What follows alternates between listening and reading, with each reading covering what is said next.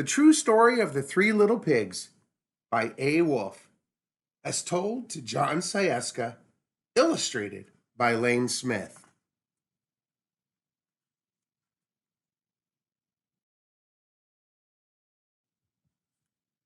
Everybody knows the story of the Three Little Pigs, or at least they think they do.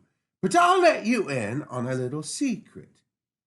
Nobody knows the real story because nobody has ever heard my side of the story. I'm the wolf, Alexander T. Wolf. You can call me Al. I don't know how this whole big bad wolf thing got started, but it's all wrong. Maybe it's because of our diet.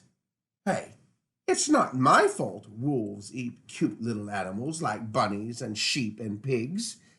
That's just the way we are. If cheeseburgers were cute, folks would probably think you were big and bad too.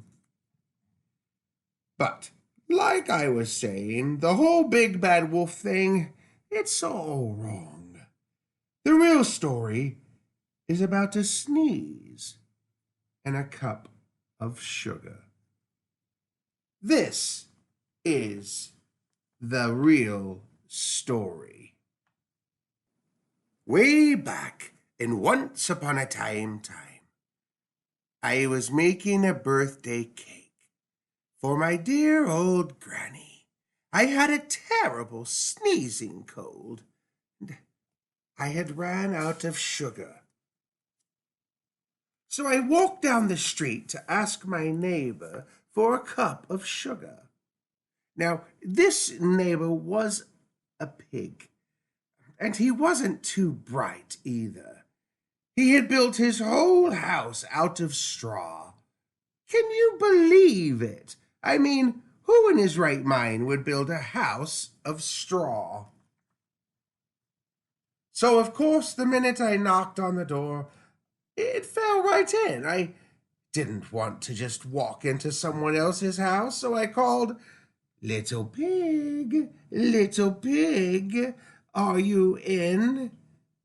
No answer.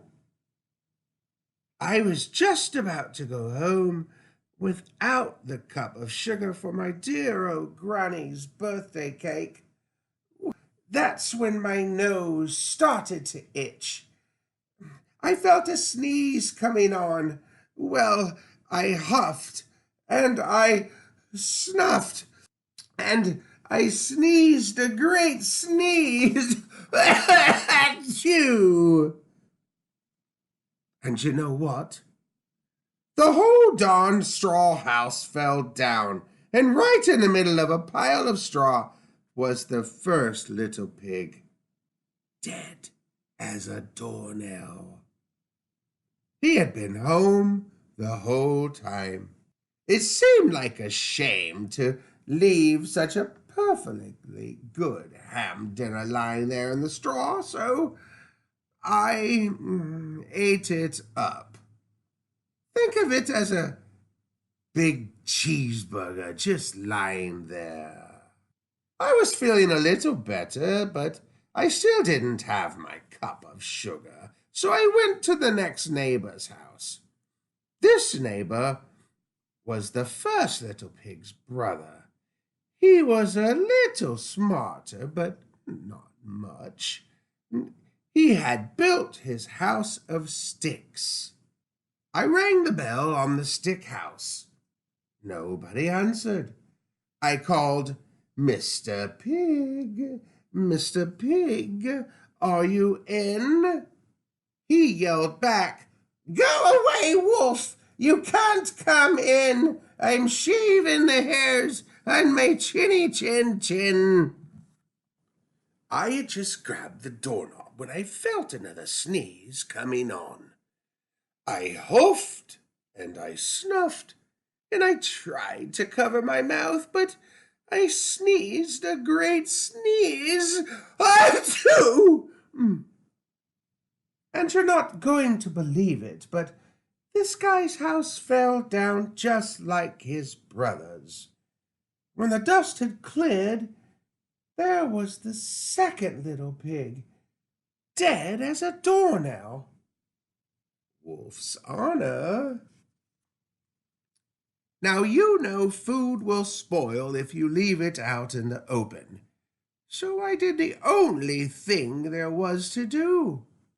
I had dinner again. Think of it as a second helping. I was getting awfully full. But my cold was feeling a little better, and I still didn't have that cup of sugar for my dear old Granny's birthday cake.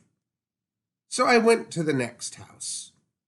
This guy was the first and second little pig's brother. He must have been the brains of the family. He had built his house of bricks. I knocked on the brick house. No answer.